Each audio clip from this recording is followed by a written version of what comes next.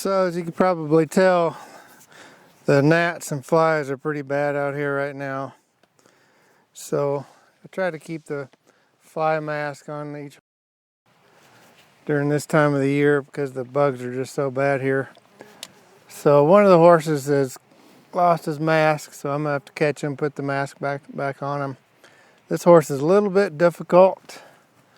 He's kind of cagey when it comes to the mask, so we'll see how much trouble he's gonna give me. Last time I put the mask on him, he stomped my foot pretty hard. These guys are very, very good.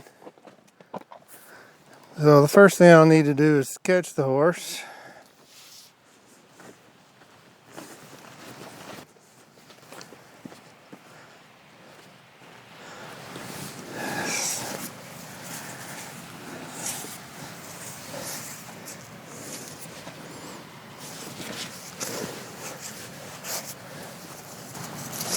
And I know the flies really are bad about getting in their ears. So I try to rub their ears to help them get the flies out of there. Especially want to get them all out of there before the mask goes on his head. But you know, the masks are basically a netting material, so it's very easy for them to see through it.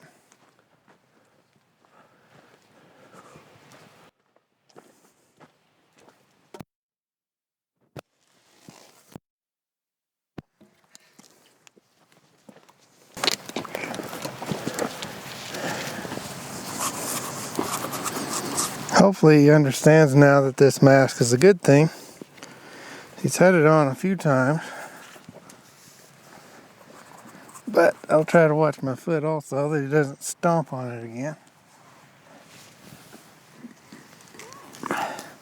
Oh yeah, I think he understands now. The mask is definitely a good thing for him.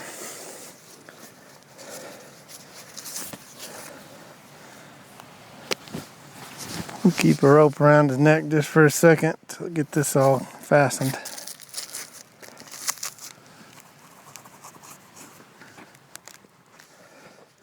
Okay, very good.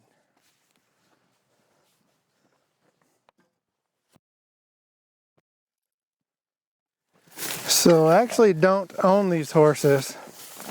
I lease the horses for hunting season, which runs from about 1st of September up until pretty much the end of November. So I lease these horses from a fella down in Townsend, Montana. The place is called Big Sky Horse Leasing. And I've been really happy with his horses. They get used a lot during the summer, typically before I pick them up for the fall. So they're in usually good shape and fairly used to working, so they're ready to go once I pick them up. So to lease a horse for the hunting season costs $650 per horse. So it's definitely not cheap. But I really enjoy elk hunting with horses. To me, it's a big part of the enjoyment is just the horse part of it.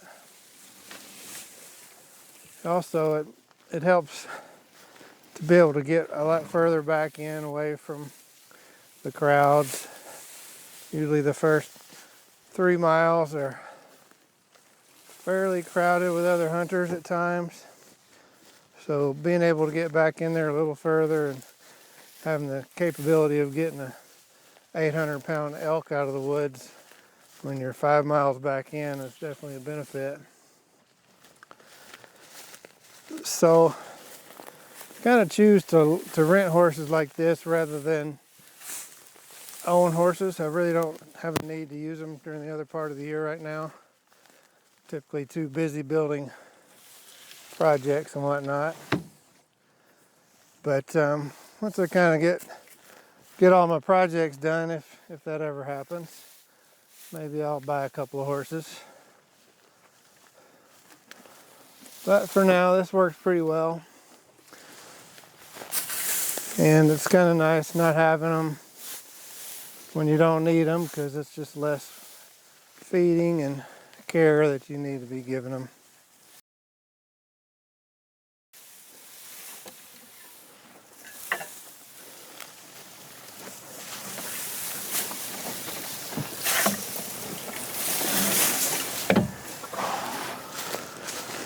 So I'll usually buy about 5 round bales of hay.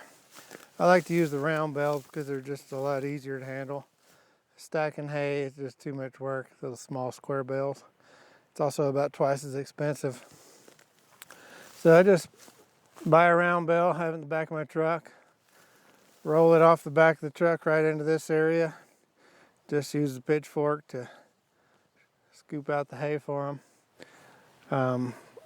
The round bales are pretty well weatherproof, so a little rain's not going to damage them. So there's no need to cover the hay. It's going to get used up fairly quickly after I buy it anyway. So that's all I got for you today.